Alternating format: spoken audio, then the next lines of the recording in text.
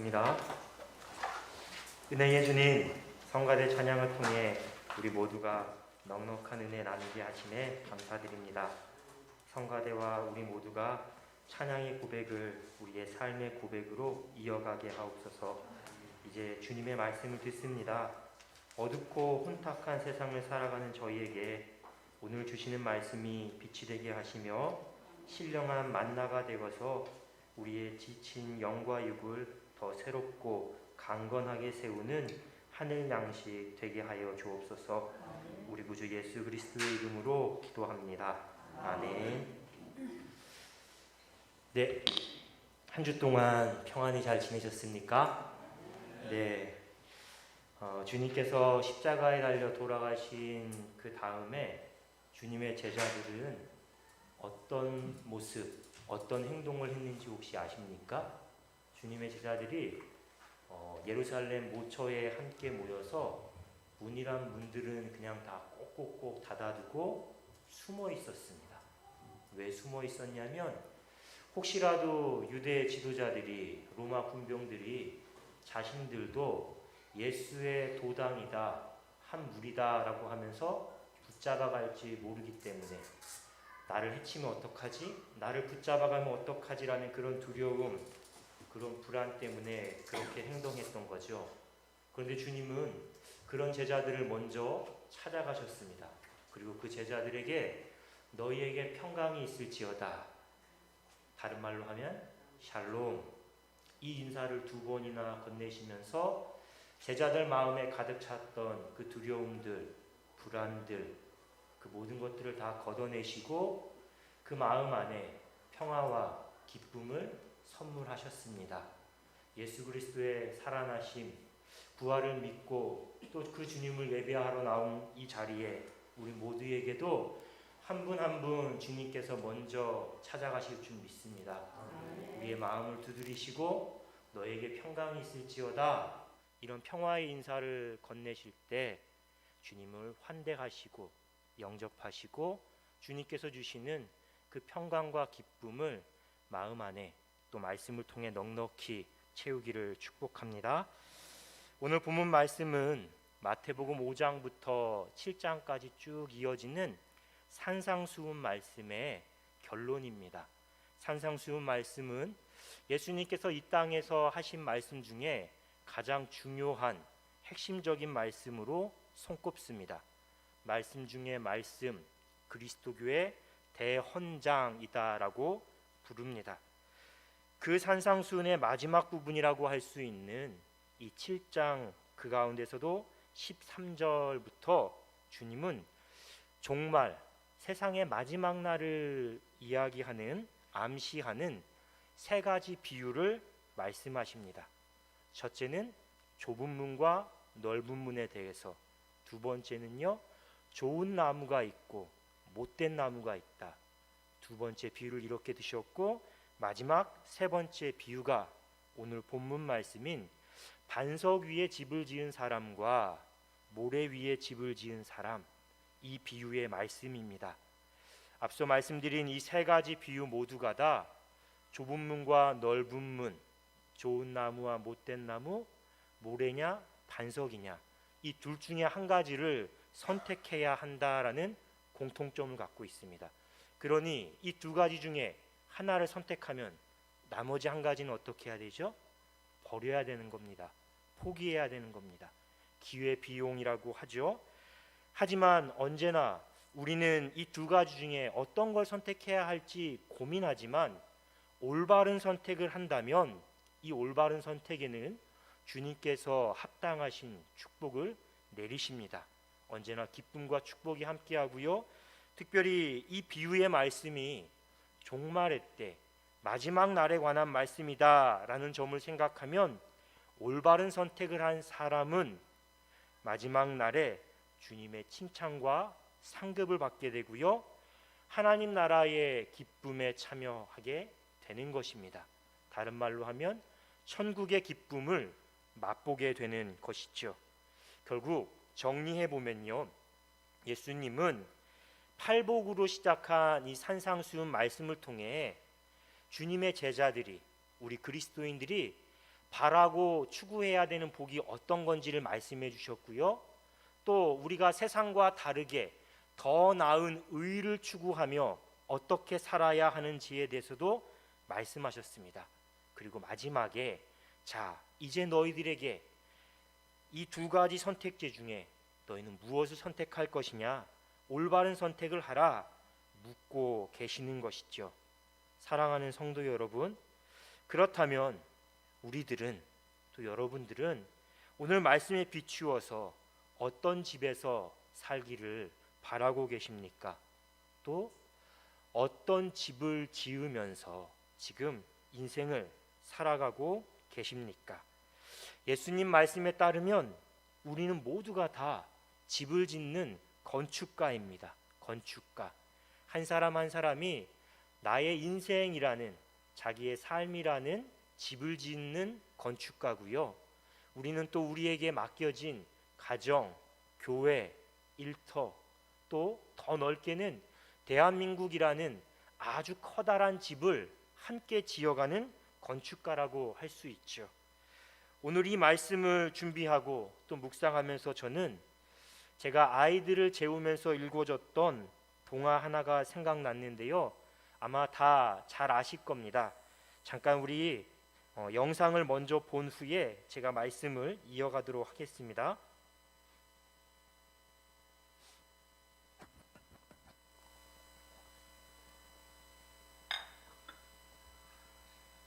짧습니다.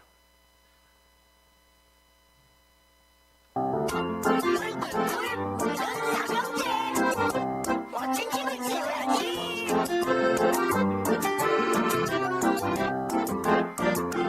첫 번째 돼지가 집을 짓는데, 집으로 차곡차곡 집을 짓는데 늑대가 나타나 후, 늑대가 나타나 후, 무너져 내렸대요. 두 번째 돼지가 집을 짓는데, 나무로 차곡차곡 집을 짓는데 늑대가 나타나 후, 늑대가 나타나 후, 무너져 내렸대요. 세 번째 돼지가 집을 짓는데, 벽돌로 차곡차곡 집을 짓는데 늑대가 나타나 후, 늑대가 나타나 후, 끄떡도 없었대요. 네, 간단하죠.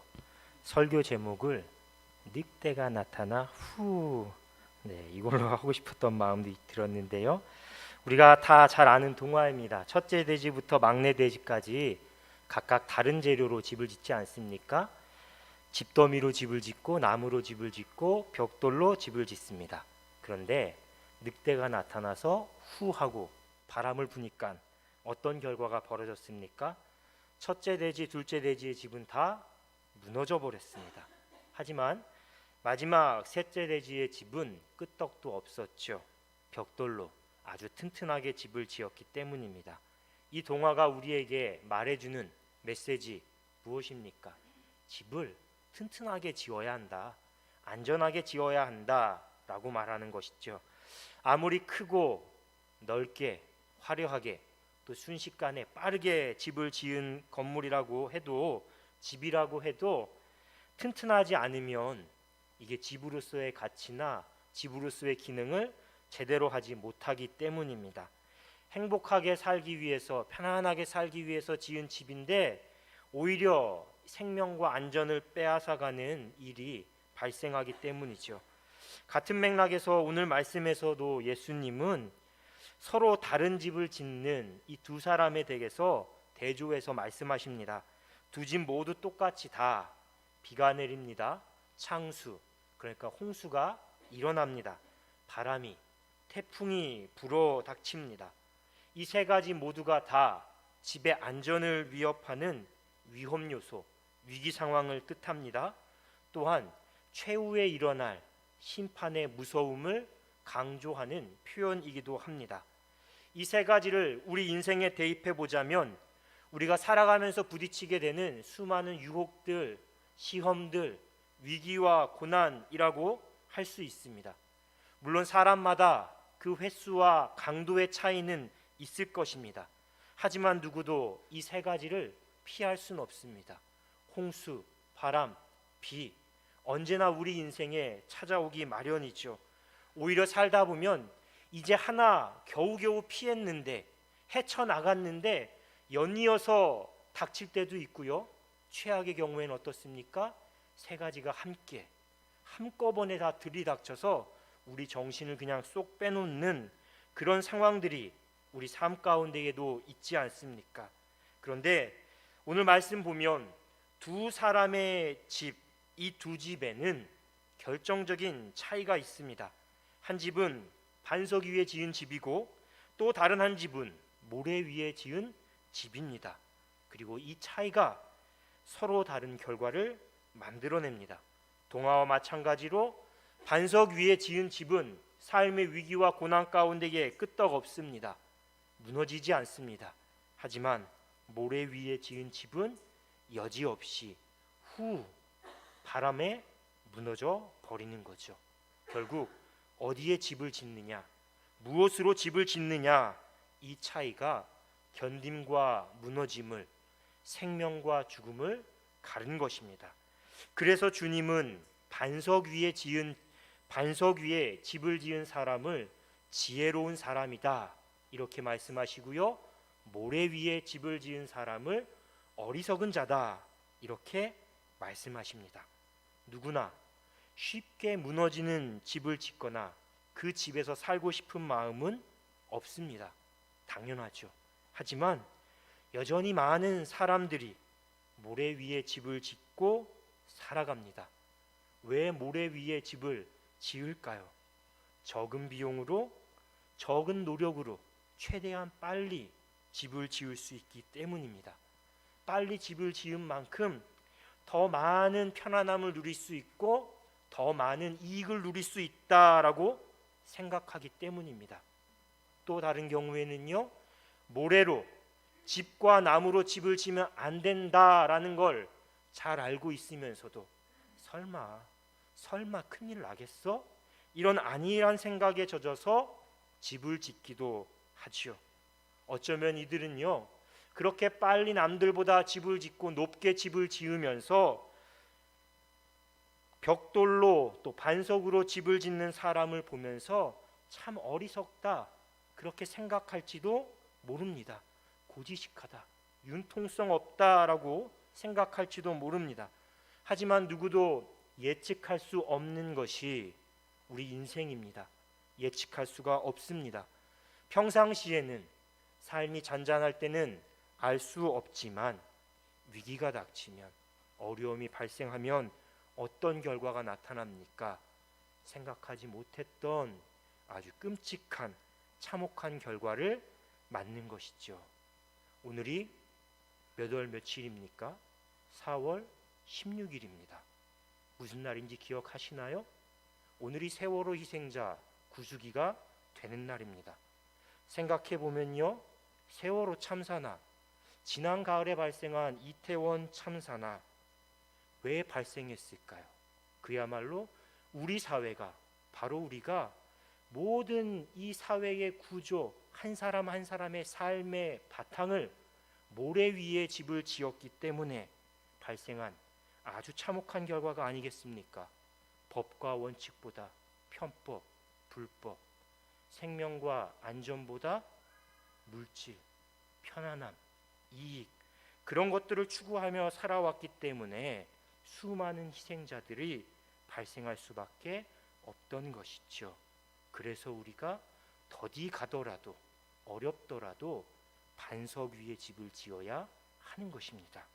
그런데 실제 건축물이든 한 사람 한 사람의 인생이든 아무리 기초공사를 단단하게 하고 튼튼히 해도 결국 사람이 지은 것들은 영원할 수가 없습니다. 이것이 불변의 진리입니다. 4층 제가 일하는 목회실에 가면요, 한쪽 벽면에 화면 속에 보이는 그림이 걸려 있습니다. 액자 한 점이. 전에 섬기던 교회 집사님께서 그리신 작품인데요, 집사님께서 매년 진행하던 교회 그 미술 동호회 그 전시회에 출품한 작품입니다. 제가 전시회 참여해서 여러 작품들을 보다가 이 작품 앞에서 한동안 발길을 옮기지 못했습니다. 그 모습을 보고 제가 사임하고 이제 올라올 때 저에게 선물해 주셨는데요.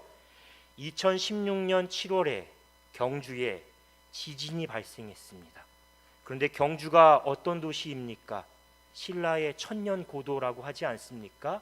수백 년, 천년 가까이 흐른 그 많은 문화재들이 지진 때문에 균열이 발생하고 중심을 잃어버리고 많은 건물들이 무너졌습니다. 그 소식을 듣고 집사님께서 그 모습을 이 그림 한 점으로 옮겼는데요. 그림을 자세히 보면 경주 한옥마을에 깨어진 기와장을 그린 것입니다. 그런 까닭에 이 작품의 제목이 사람이 지은 것들이라고 되어 있습니다. 이처럼 사람이 지은 것들 가운데에서는 그것이 아무리 문화적인 가치가 높고 튼튼해도 영원한 것은 없습니다. 시간이 흐르고 또 여러 변화와 위기를 겪으면서 자연히 낡아지고 무너지기 마련인 것이죠. 우리의 삶, 우리의 생명도 마찬가지입니다. 영원한 것은 없습니다. 그렇다면 우리가 집을 지어야 할 참된 반석, 영원한 반석이 무엇입니까? 오늘 본문 24절에 그 답이 있습니다. 24절에서 주님은 이렇게 말씀하십니다. 그러므로 누구든지 나의 이 말을 듣고 행하는 자는 그 집을 반석 위에 지은 지혜로운 사람 같으리니. 바로 나의 이 말입니다. 가깝게는 산상수훈의 말씀입니다. 넓게 보면 모든 하나님의 말씀입니다. 우리가 삶의 집을 지어야 할 영원한 반석은 하나님의 말씀이요, 그 말씀이 육신이 되어 이 땅에 오신 예수 그리스도라는 것이죠. 이사야 선지자가 이렇게 말했습니다. 너희는 여호와를 영원히 신뢰하라. 주 여호와는 영원한 반석이심이로다. 이렇게 선포했고요. 시편 62편에서 기자는 이렇게 고백합니다. 오직 그만이 나의 반석이시요 나의 구원이시요 요새이시니 내가 크게 흔들리지 아니하리로다. 그런데 오늘 말씀에서요, 우리가 주목해야 할, 놓치지 말아야 할 한 가지 중요한 점이 있습니다. 말씀을 듣는 것에서 끝나는 것이 아니라 행함으로 이어져야 한다는 것입니다. 본문 24절에서도요, 누구든지 나의 이 말을 듣고 행하는 자가 그 집을 반석 위에 지은 지혜로운 사람 같다, 이렇게 말씀하셨죠. 그렇습니다. 예수 그리스도에 관한 말씀을 듣는 것이 우리의 믿음의 시작이라면 그 들은 말씀을 행하고 따르는 것은 우리의 믿음을 완성해가는 과정이요, 그 과정 중에 사이사이에 맺게 되는 열매라고 할 수 있습니다. 본문 앞단락인 21절을 한번 보십시오. 본문 앞단락 21절 이하의 말씀을 쭉 보면 좋은 나무와 못된 나무에 관한 비유입니다. 이 두 번째 비유에서 주님은 행함이 없이 나더러 주여 주여 이렇게 말로만 믿는다고 하는 사람들에 대해서 경고하시지요. 주여 주여 말로만 하는 것이 아니라, 그렇게만 하는 것이 아니라 하나님의 뜻대로 행하는 사람이 천국에 들어간다 말씀하셨습니다. 행하는 사람, 즉 열매가 없는 자의 댁에서는 내가 너희를 도무지 알지 못한다, 불법을 행하는 자들아 나에게서 떠나가라, 이렇게 말씀하시죠. 주여 주여 말로만 하는 자들에 대한 경고입니다. 그리고 이에 더해서 바로 오늘 우리가 읽은 본문에서는 주님은 아멘 아멘, 말씀을 들을 때 아멘 아멘, 고개만 끄덕끄덕하고 말씀을 듣지만 행하지 않는 사람에 대해서 경고하시는 것입니다. 말씀을 입술로만 말하지 말고, 듣기만 하지 말고, 들었다면, 입술로 고백했다면 행하라는 것이죠. 말씀을 들음과 행함의 관계의 댁에서는 성경 66권 가운데에서도요, 야고보서 말씀이 가장 강하게 강조하는데요, 오늘의 또 다른 본문인 야고보서 1장에서는 말씀을 듣고도 행하지 않는 것, 듣고도 행하지 않는 것은 듣지 않는 것과 같다라고 이야기합니다. 오히려 말씀을 듣고 행하지 않는 건 너의 자신을 스스로 속이는 것이다 라고 말합니다. 반대로 말씀을 듣고 행하는 사람, 그 행하는 사람은 복이 있다, 복 받을 것이다 라고 이야기하죠. 야고보서 2장에서도요, 믿음이 있노라 하고 행함이 없으면 우리에게 아무 유익이 없다라고 말합니다. 왜 유익이 없을까요? 말씀을 듣고 행하지 않으면 구원의 능력이 나타나지 않기 때문입니다. 구원의 능력이 없는 믿음, 그것 때문에 곧 죽은 믿음이다라고 아주 강하게 야고보는 이야기하는 겁니다. 말씀을 시작하면서 오늘 본문 말씀이 산상수훈 말씀의 마지막 결론부라고 제가 말씀을 드렸습니다. 이제 곧 주님께서 말씀을 마치실 것입니다. 그리고 주님의 말씀을 들은 사람들은 모두 다 흩어져서 각자의 삶의 자리로 돌아갈 것입니다. 이런 상황에서 주님은 말씀을 마치시면서 이제 너희가 내 말을 들었으니 이제 저마다의 삶의 자리에서 이 말씀을 꼭 실천하라. 듣기만 하지 말고 행해라. 삶의 기초를 반석 위에 지어라. 이렇게 결단을 촉구하는 것입니다. 사랑하는 성도 여러분, 이 시간 저 또한 주님과 똑같은 마음으로 여러분들에게 묻고 또 권면드립니다. 지금 여러분은 어디에다가 무엇에 소중한 인생의 집, 나의 소중한 공동체인 가정, 그 집을 지어가고 있습니까? 더불어 지금 우리는 어디에 무엇 위에 주님의 몸된 교회를 함께 지어가고 있는 것입니까? 물질 위에 사람의 칭찬, 인정, 눈에 보이는 화려함 위에 집을 짓는 일, 어리석은 일입니다.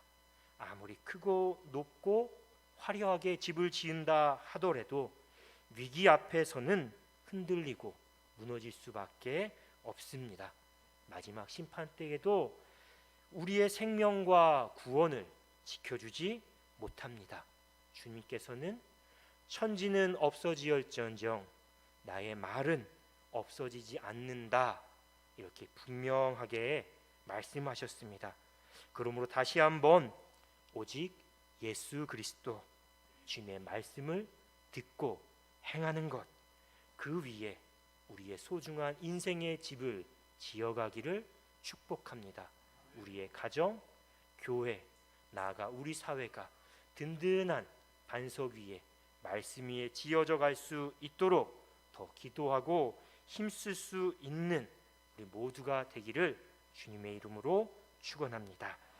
주신 말씀 묵상하며 침묵으로 기도하겠습니다.